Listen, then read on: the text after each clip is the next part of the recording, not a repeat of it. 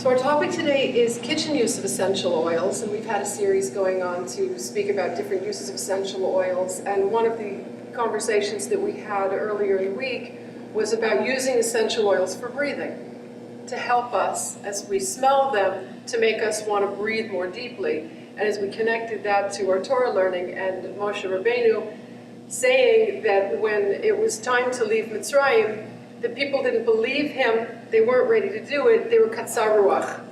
So we were speaking katsar ruach being a shortness of breath, and therefore a shortness in trust in God, a shortness of emunah. And if you breathe more deeply, you're going to be more connected.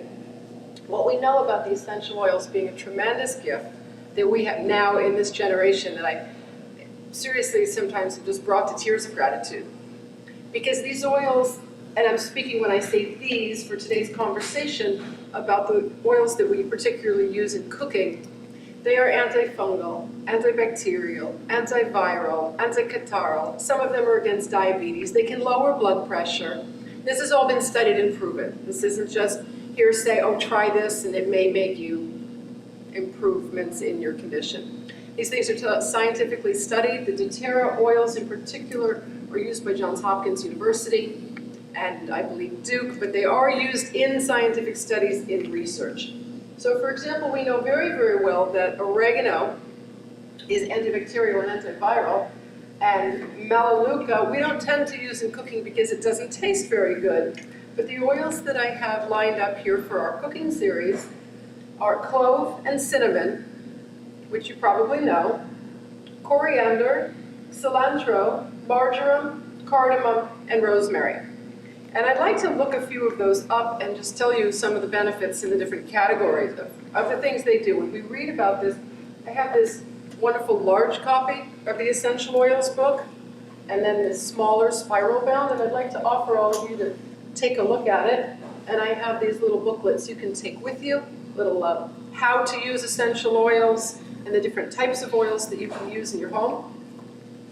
But here in the beginning of this book, we have the science of showing us all the molecular structure of the different oils, so we can learn how they benefit us in the body system.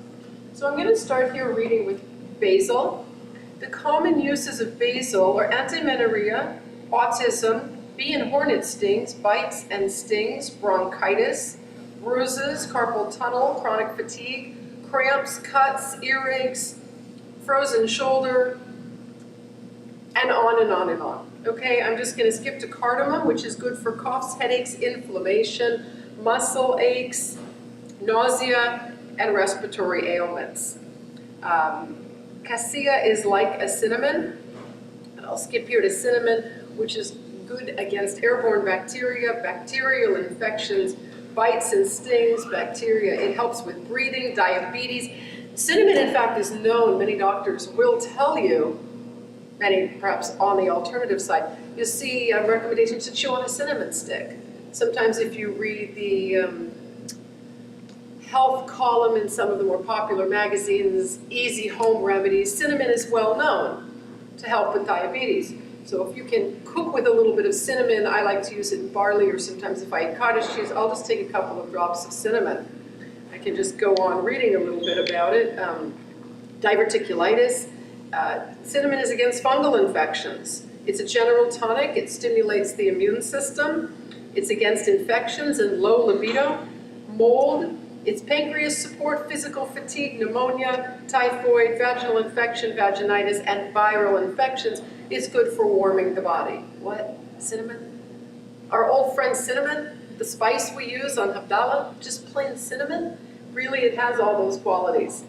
If I were to go on and on and on, and I'd like you to pick up these books at the end of the talk and come and take a look up anything you want. These books are designed in two formats. In the first half, you have anything alphabetical.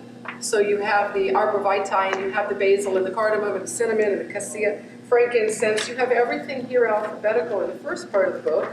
And in the second part of the book, you can look up anything by disease.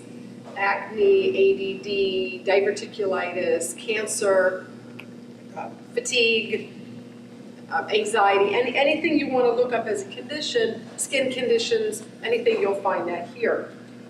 there are a few ways that we like to use the essential oils. I'm going to pull out the little diffuser, show you how simple it is to keep this going. Some of these, we're talking about using them in a cooking sense, but another technique for using the essential oils is aromatically. So you diffuse them. This is a great little diffuser because it's a USB. So it's very nice to be able to carry it anywhere and use it in your car. Here's another cooking oil, which is thyme. And I'm going to just do like we do, which is put in a few drops.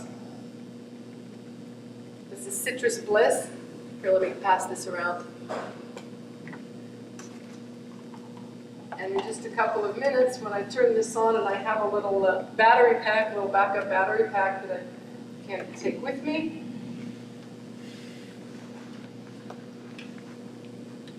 There we go. Okay, now can you see that misting? So we tend to use and think of the essential oils being aromatic, but the purpose of this talk is to go through how we would use them in the kitchen and why it would be more beneficial than your typical dried herb. So how many of you have ever made something like a roasted potato with rosemary? Okay, so that's pretty common, that's pretty easy. So rosemary, if we look it up, you see it growing out in the gardens in many, many countries. You know rosemary is very familiar.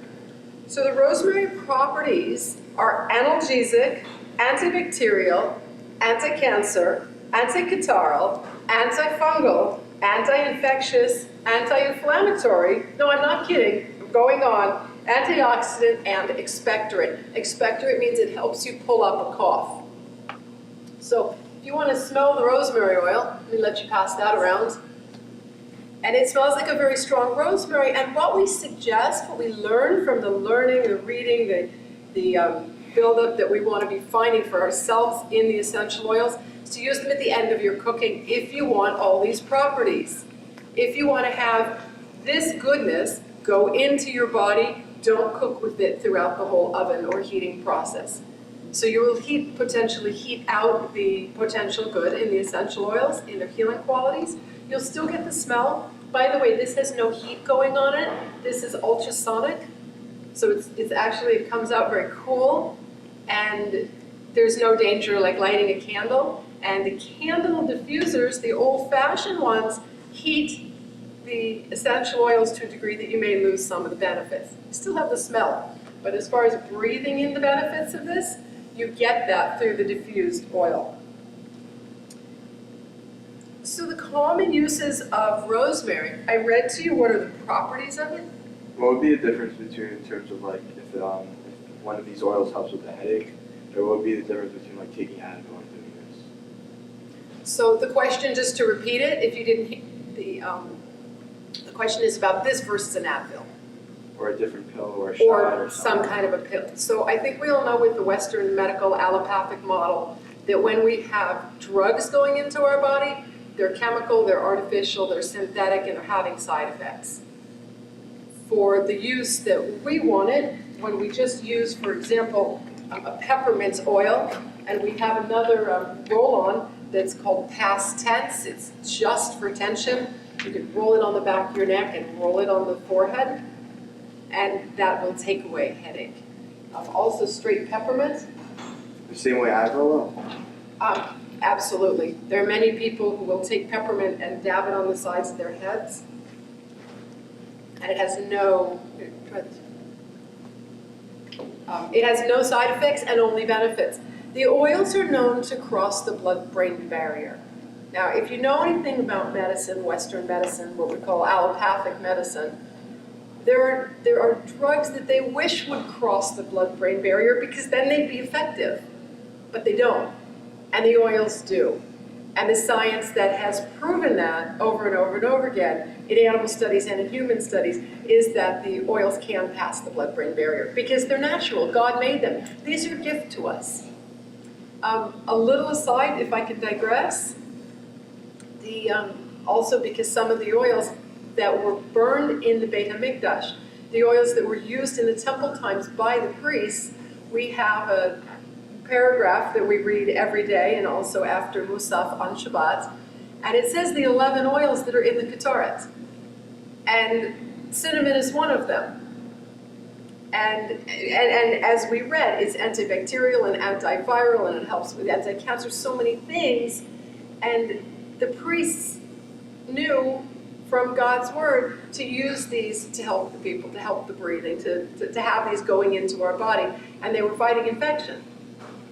I don't know that burnt cinnamon has such a great smell. Cassia, which is even stronger, which I also have here. If you want to come up afterward, all of these are available. Oregano, we have the different oils here. Some of the ones that I haven't mentioned here that I also personally use for cooking. I use lime in my cooking. I use lemon in my cooking. But any benefits that you're going to learn about lime or lemon or bergamot or any of them will all be intensified if you use them just at the end of your cooking. Wild orange, very simple oil. You may not have thought of this. Wild orange has the properties of anti-cancer, and there's research about it here that's listed. You can take the actual research and look it up. You can read the whole thing. Anti-cancer, antidepressant, antiseptic, antispasmodic. It's a digestive aid. Wild orange is a sedative and a tonic. Non-expensive oil, something you can buy a little bottle like this, the little size. I have the little size of wild orange, and I have the larger size of the wild orange.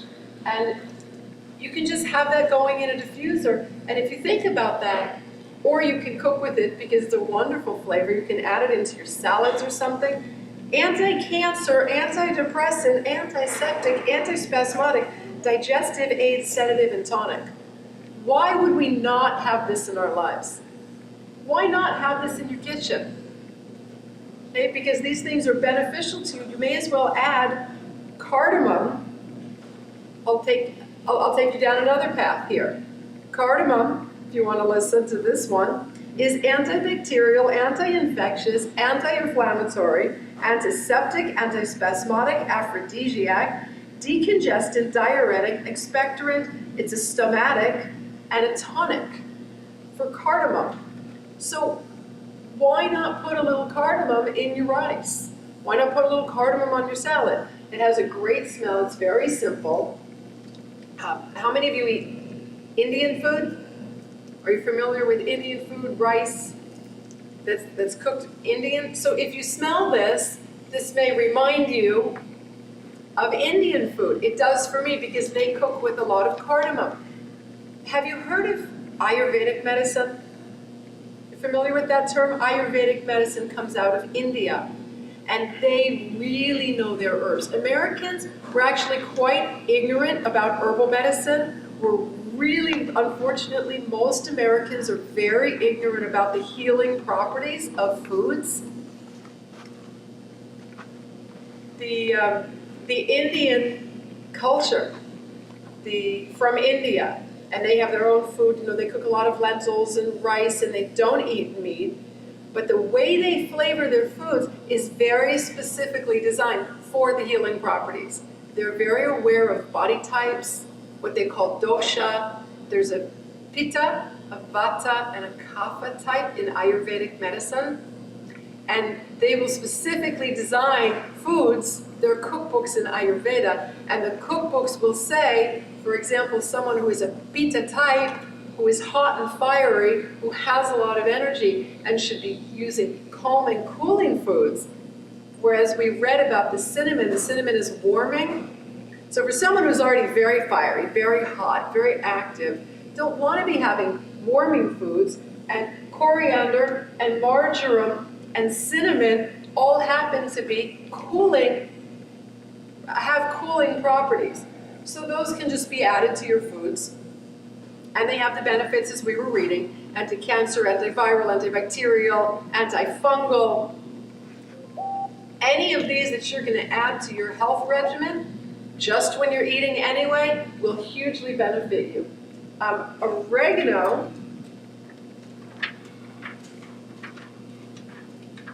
on the bottoms of the feet, if you're not feeling well, can end a virus or bacterial infection before it enters your body.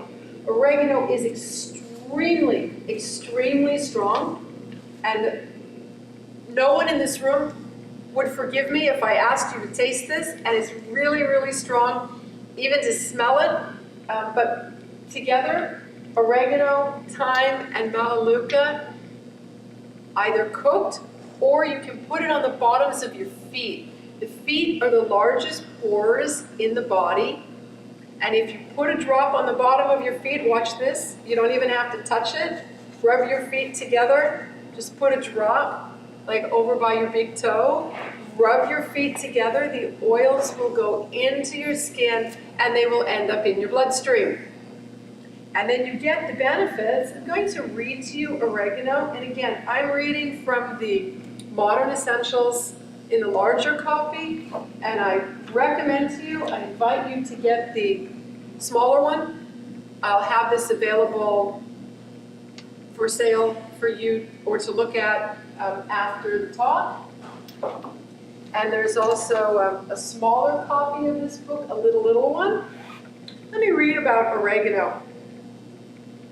The primary uses for oregano, this is alphabetical: athlete's foot, calluses, candida canker sores, carpal tunnel syndrome, Ebola virus, fungal infections, immune system stimulant, against inflammation, intestinal parasites, MRSA, muscle aches, nasal polyps, parasites, plague, pneumonia, ringworm, staph infection, vaginal candida, viral infections.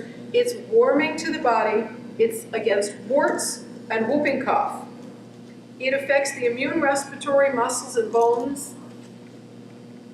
And if you look here with me, where it says additional research, this cannot be printed in the book if this is not scientific studied research. So it starts here on the bottom of the page, and all of that continues. These are all different research studies that have been done with oregano. But the essential oil of oregano is a whole different conversation than just putting a little oregano that's dried and probably irradiated and probably was not grown organically. So, you may get a little taste of oregano by taking some herb into your food. But if you want to live well, if you want to clear out any issues, if you want an antibacterial, antifungal, antiparasitic, antiseptic to the respiratory system, antiviral, and an immune stimulant, have oregano in your life, please. Buy yourself a bottle of oregano oil, and if you have kids, and I imagine a few of you out here do have kids, put it on the bottoms of their feet when they say they have a sore throat, or if that runny nose starts, because a lot of us who are used to the oils, my friends and I who use these all the time, we will put a drop of this into a tablespoon of olive oil and just, that is a way to get this into your body. Not necessarily a favored way for people who aren't, pretty strong and determined to do that. Another possibility is to take a veggie capsule and drop it into the veggie capsule. That also takes a little bit of patience and experience. But some of our other oils, like here I have frankincense and On Guard. On Guard is the protective blend. So these three together, frankincense, On Guard, and oregano, are known to be an amazing kick your cold out of your body. Get rid of your flu. You put in 6 drops of On Guard, I think 6 or 12 drops of oregano, and a few drops of frankincense, and we drop these into a little veggie capsule and go drop, drop, drop, drop, drop, and then put on the cover and swallow it. And then you don't have to put it into anything, cook it into anything. And again, putting them on the bottoms of your feet. But since this particular class is about cooking with the essential oils, I'm going to stick to inviting you to put these into your salads, Put these into your rice, into your broccoli, into anything you're cooking. You can look online on YouTube. I have my website, selfcareu.org, and you can look on YouTube and you can see some of my cooking videos and my discussing the doTERRA essential oils.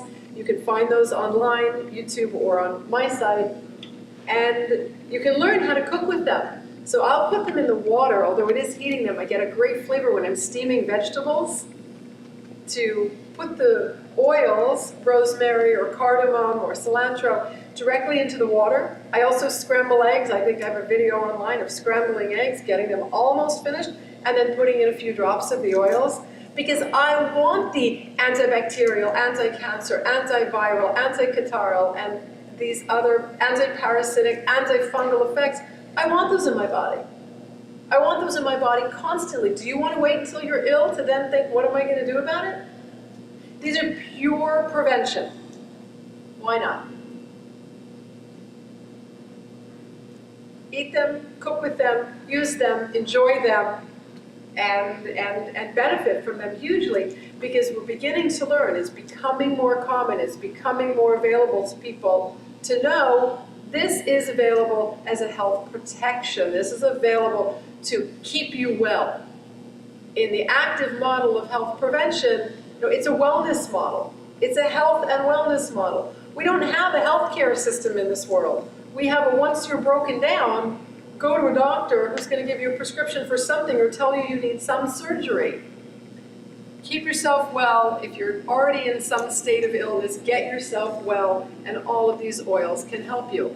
I'm going to mention for some of those of you who came in a little late, in the beginning of the book we have all the different oils from A to W alphabetically, and then in the second half of the book you can look up any disease, any condition alphabetically. If you want to throw out something, I heard somebody mention that they have a parasitic issue. So I'm going to look up here under parasites and read off to you some of the things that we are taught against parasites. So it's very simple in this section of the book. Parasites. A parasite is an organism that grows on or in another organism at the host organism's expense. A parasite cannot live independently and is fed and sheltered by the host organism without making any helpful contribution itself. Against parasites, we have oregano, thyme, fennel, and Roman chamomile. There's also a mixture that doTERRA puts out. It's called the Digestive Blend. I have it here. It's called Digest Zen. That's listed here. Lavender and Melaleuca. What is Melaleuca from a flower also? Melaleuca is tea tree. Okay, because I'm allergic to chamomile and rose hips and olive oil and some things, so. You're allergic to olive oil and rosemary and chamomile? Yeah, not rosemary though. Not rosemary. Not rosemary. So were you here when I read about rosemary? No, but Okay, I'll look in the book, I'll probably get it. Yeah, I'm happy to hand you the book. Melaleuca is an amazing, amazing oil for so many things. I'll just read it off if I. And you can find it with an OU or something? It's you're asking about the kashrut? Yes.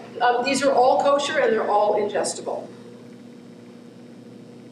Yeah, I'm constantly consuming them, as are most of my, I can't say most of my friends, but the group of friends that I am with who are involved in the doTERRA essential oils. We have a chat group in WhatsApp, and we're constantly asking each other questions. People send photos. My friend has a rash all over here. What should I use? And we have this WhatsApp chat group, and we ask questions to each other and help each other to learn and guide each other. So we'd be able to say if someone has an allergy to something, what might be used as a substitute, or to look it up. Melaleuca, which is also known as tea tree, in many, many cases, many companies will say this is not to be ingested because it's not pure grade. These are pure therapeutic grade, and they are all fully ingestible. if you buy one from CVS or from Walgreens or one of these little things that says tea tree, it's filled with synthetics. Those of you who I know out here in the group who have a very, very, very low tolerance to chemicals and synthetics can also attest to when you smell some of these ones that aren't pure, then you can have a reaction. It's possible that some of your condition or your experience with your symptoms when you say you're allergic to something, perhaps if you tried a completely natural one, you may not have that. I wouldn't want to subject you to that unless you wanted to try and you know your effects. But for example, this is a Roman chamomile, and you can look up what some of the healing effects of Roman chamomile are. The Melaleuca is known. Common primary uses: acne, allergies, aneurysm, athlete's foot, bacterial infection, boils, bronchitis, candida, canker sores, cavities, chickenpox, cleansing, cold sores, common colds, coughs, cuts, dermatitis, eczema, dry and itchy eyes, ear infection, earache, flu, fungal infections, gum disease, hepatitis, herpes simplex, hives, immune system stimulant, infected wounds, infection, inflammation, jock itch, lice, MRSA, mumps, nail infections, pink eye, rabies, ringworm, rubella, scabies, shingles, shock, sore throat, staph infection, sunburn, thrush, tonsillitis, vaginal infection, varicose, ulcer, viral infections, warts and wounds. In one oil, tea tree. Now, you may say, not possible, how can it be? Okay. Additional research. This is the scientific research. This is the real stuff. This is taking it into the lab, taking it into the human condition and seeing what it does. And how do they make the oils? They put how is it more natural? Great question. The most of these are steam distilled, and in the book it tells you how they're distilled. Some of them, if it's like the lemon or the lime, or some of them, they may be using the skins and the rinds. Most of them are steam distilled, and you can look online and you can watch the process. They boil them and extract them, and then all of the steam that goes in high pressure raises the natural oils up, and then it drips down, and they collect the oils, and then. Which is different than cooking, which could actually prevent the essential oils from curing. Yes, it's done in a closed circulation container, and there's a website called sourcetoyou.com. One word. www.sourcetoyou.com, and that can explain to you exactly how the oils are extracted, even where they're bought, where they're grown, the ideal soil conditions that are needed. So do they process them in different containers so that, let's say, olive oil, chamomile, things that I might be allergic to, will be processed in a different machine than rosemary that I'm not allergic to? I'm not able to say 100% they do, but I think that the company making these is very, very aware of conditions like yours, and since these are designed for healing, and they have to be 100% pure and therapeutic grade. Again, you can look on their website, and you can get to their websites through my website, the selfcareu.org, and if you want to be involved in using these oils, that's certainly a question that I can ask for you. Probably even to call them today, and they're open right now and get a pretty quick answer on that. But because each bottle is rigorously tested, and this has to be pure oregano, not oregano mixed with anything, whatever's their process for batching them and making them, they're going to have to clean meticulously, because anything in any particular bottle is really, really, really going to be 100% pure in there. In the Melaleuca, I read to you first what are the conditions that it helps. The properties are analgesic, antibacterial, antifungal, anti-infectious, anti-inflammatory, antioxidant, antiparasitic, a strong antiseptic, antiviral, decongestant, digestive expectorant, immune stimulant, insecticidal, neurotonic, stimulant, and tissue regenerative. why would any of us not want to have that in our medicine cabinet? There's a package here that doTERRA makes. It's small bottles. It's called the Family Physician's Kit. In other words, every family should have this at home. It comes with 10 basic oils. It's described here what they are and all the uses for them in your home. So peppermint for headaches is here, breathe for respiratory, the On Guard for immune strengthening, the tea tree that we just read about, frankincense, which was used in the temple times. That was one of the most famous ones. And the properties of frankincense, I welcome you to read about it. Tremendous, tremendous benefits to the body, as well as many of us really like the smell. And lavender is in here. The digestive blend that I mentioned before is in here. Lemon and lavender, and then another one called Deep Blue.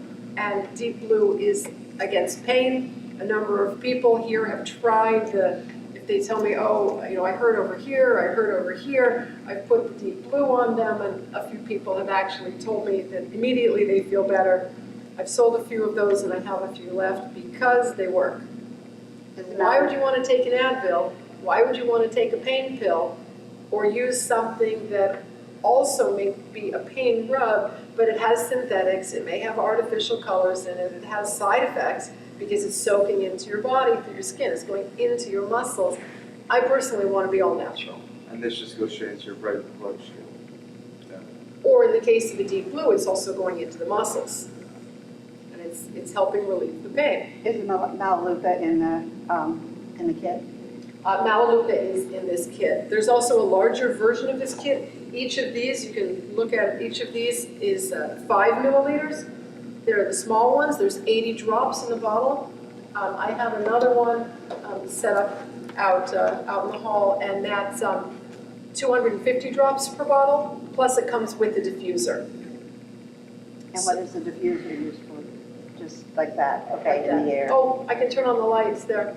And the diffuser puts it into the air, and then when you're sleeping, if you put it by your bedside, then you're going to be naturally all night long breathing in the antibacterial and the antifungal and the anti-cancer and the stimulant, immune system stimulant, anti-inflammatory. You just breathe it in. How about eucalyptus? Is that ever? Eucalyptus is a great one. If you want, you can look that up. I think we want to wrap up Okay. because it's one, but I welcome you to meet me out in the hall. Sure. And Okay, thank you. read any of this. You can also read it now while I'm Okay, packing up. that's great. Convenient.